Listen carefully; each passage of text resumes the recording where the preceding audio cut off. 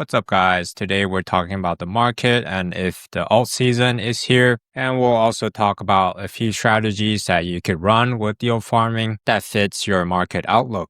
I personally think the alt season is close and I'm well positioned for that. You can see my yield farming portfolio is mainly based off of altcoins. I do hold some Bitcoin and traditional investments, but I don't typically yield farm with that and I just dollar cost average into those. But you can see my portfolio has been doing decently well, especially how altcoins have dumped quite a lot in the past few months. You can see my portfolio peaked roughly at 165K. Now it's up to 124K, even while Ethereum is still trading at roughly $2.5 thousand.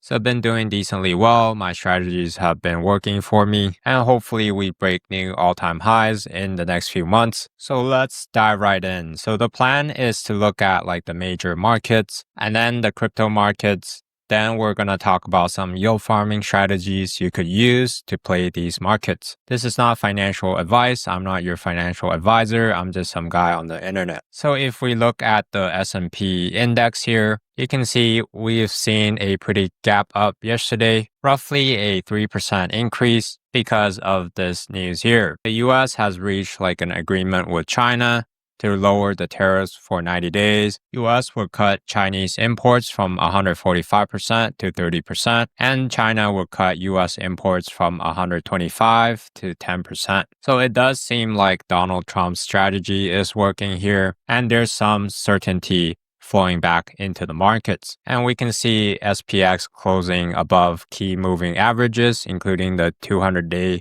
simple moving average, this purple line here, which basically signals strength, and we could possibly see a break of all-time high here in the next few months. So that's good news for the crypto market because crypto is still a risk-on asset, including Bitcoin. So the price movement is very similar to stock. And another asset I want to look at is gold. If we look at the gold weekly chart, we could see gold has had a big run up here for the past couple of years, mainly because of inflation and recently because of uncertainty in the market. Gold is more of like a safe haven asset where people buy gold to hedge against crisis, but potentially gold is forming a double top and cracking down here, hopefully while the stock market and the crypto market swings back up. So that's gold. And if we look at the bond market, the 10-year bond yield is still pretty high, roughly at 4.4%. And if we see the rates being cut in the next few months, we could see like a upward price movement on risk on assets as well. So I'm definitely watching for that very closely. And the rates should be cut to stimulate growth if the inflation numbers look good. And one last chart I want to look at here is this Russell 2000 chart. Basically tracks a lot of the US small cap companies. The reason why I want to look at this is because smaller cap stocks are considered a high risk investment in traditional finance. Similarly to how you compare altcoins to Bitcoin, you can draw parallels like the smaller cap companies compared to the S&P 500. So you can see smaller cap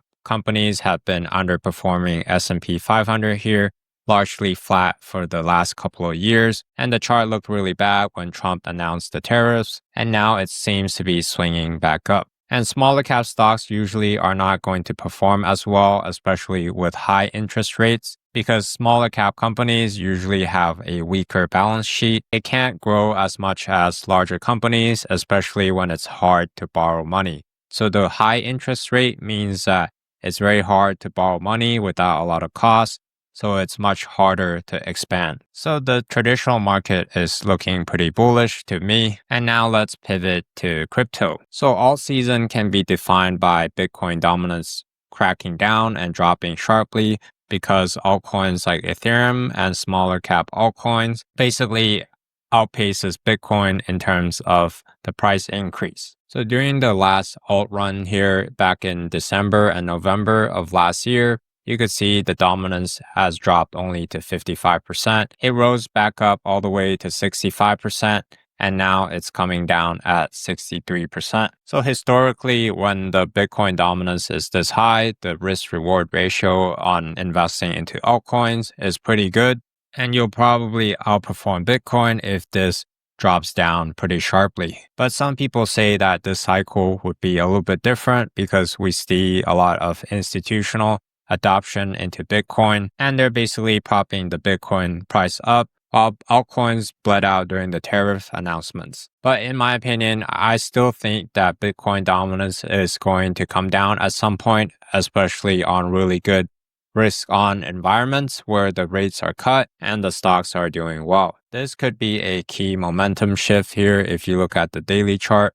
Back here, when the dominance drops below the 20 EMA, and during this cross, you could see a pretty big shift in momentum before it reversed back up. And I think we're about to see a similar shift here in the next couple of weeks. If we look at the weekly chart, we could see a bearish engulfing candle here, which could also be a topping signal on this chart. And if you combine the dominance of Ethereum, Solana, and BNB, we could see a pretty big weekly candle here. And I think it's about time to reverse the upside if it's able to close above this 20-period weekly EMA. On the daily chart, you could see this cross here, and if the move sustains, it could be a shift in momentum for altcoins in the next couple of months. And another chart I like to look at is stablecoin dominance. Basically, I bought more crypto and altcoins when stable dominance was high at roughly 7 to 8%, because when stable dominance is high, it means that people are selling crypto or people are onboarding more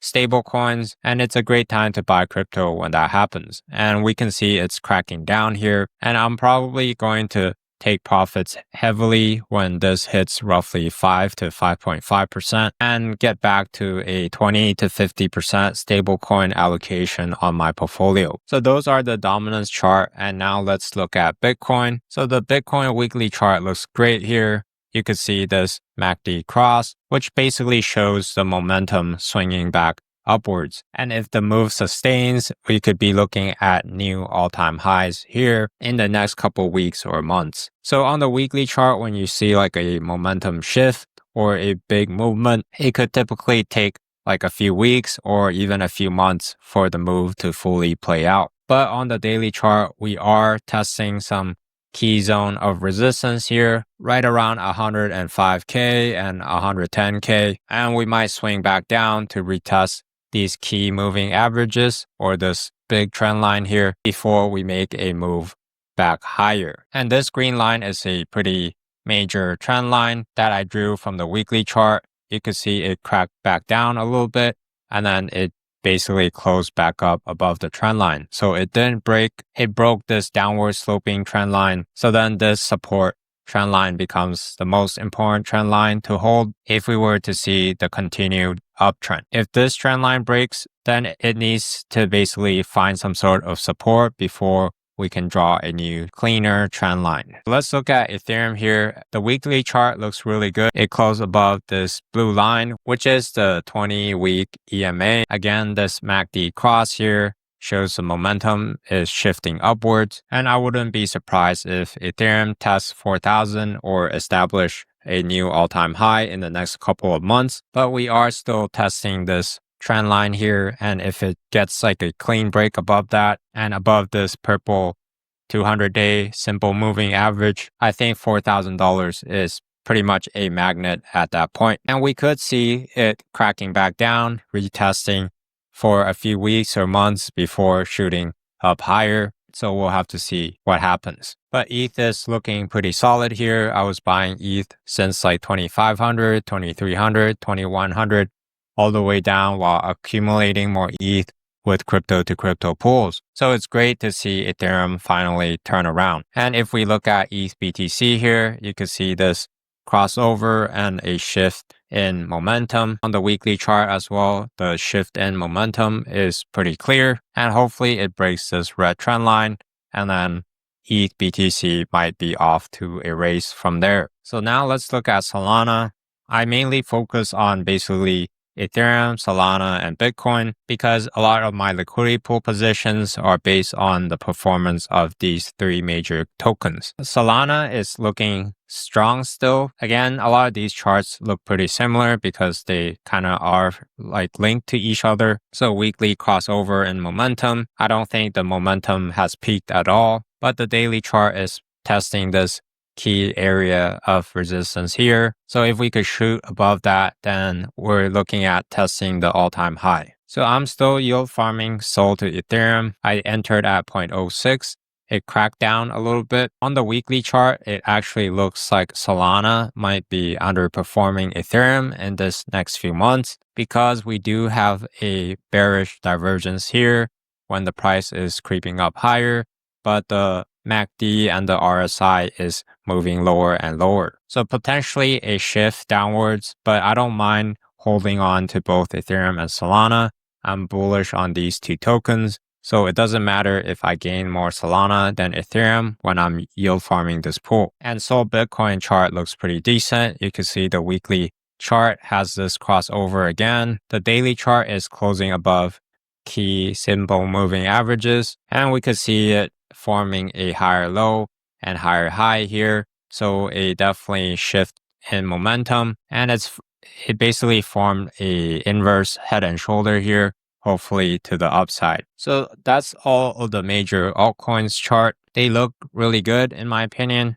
And I believe that the move would sustain, especially if we get more bullish news like the end of tariffs or rate cuts or some other catalyst that basically accelerates the crypto market. So what's the strategy I'm running for this market outlook? Since I believe that Ethereum is going to go higher, I've basically been working on stacking Ethereum in the last couple of months. You could see that profit and loss here on my open positions on Revert. And if you look at my portfolio tracker that I updated last April, I basically grew my portfolio from 67 ETH to 80 Ethereum without any new capital. I did on-ramp a little bit of money that I took out last year, but that's separate. It's not calculated into this Ethereum gain. But basically, I've been yield farming crypto to crypto pools to stack more Ethereum while also using some of those fees to balance out my portfolio by dollar cost averaging Bitcoin. You can see it here on my DCA chart here. So the plan for me is to keep dollar cost averaging into Bitcoin because my portfolio is very Ethereum heavy, and because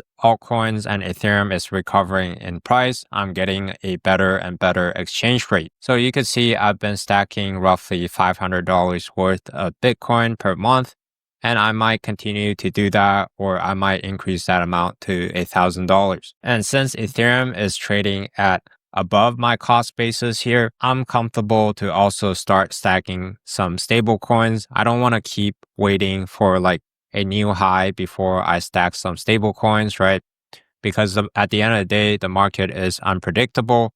There could be a big catalyst like tomorrow that shoots the market downward to basically $1,500 ETH again. We just never know, right? So every single month, starting from this month, I'm going to start taking my profits into stable coins as well as Bitcoin. And that's generally a great thing to do. You're basically reducing your risk while you're making gains into some nice momentum rather than trying to stable up when the market looks really bad. And if you guys want to look at the crypto to cryptos pool strategy more in detail, be sure to check this video out, the maximize profit in the bull. It basically goes over my crypto to crypto pool strategy. And the plan for me is to stick with crypto to crypto pools and keep stacking that stable coin. Once I have enough stable coin, or if the market is trading at a higher level, I will shift those allocations to more crypto to stable pools or even yield farm with stable coins only. And what that allows me to do is right now I have full market exposure, right? If Ethereum and altcoins basically increase by 2x, I could expect my portfolio to increase roughly by that amount as well. Depending on how these altcoins are doing, these tokens like Bonk, Arrow, Pixel, or MOG, right? Because when you're providing liquidity, you want to try to bet on tokens that will both do well. So if one token does well, for example, Ethereum does well, but Arrow doesn't do well, then your gains would not be as much as if both tokens do. And I'll show you guys this mind map that I've created. I'm basically in this lower zone right now with a lot of crypto to crypto pools, larger cap and mid small cap tokens. And when the market overheats or when some of my pools pump to the upside, then I'm going to be shifting more to crypto to stables or stablecoin strategies. Then when the market retraces again, or if we shift to a full-on bear market, then I'm basically bidding these smaller cap tokens and doing it all over again. So this strategy is why I've basically been able to grow my portfolio pretty quickly here.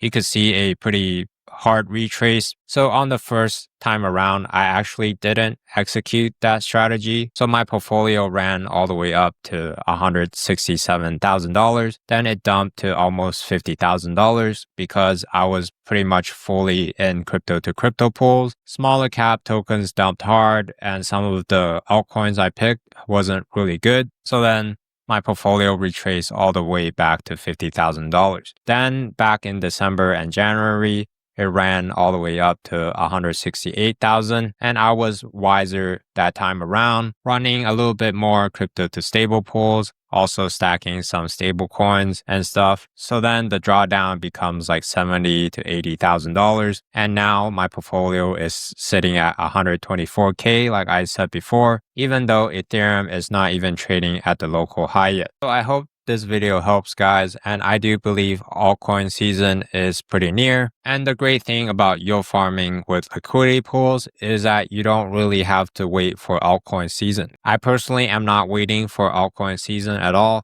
If it happens, then I will take profits heavily.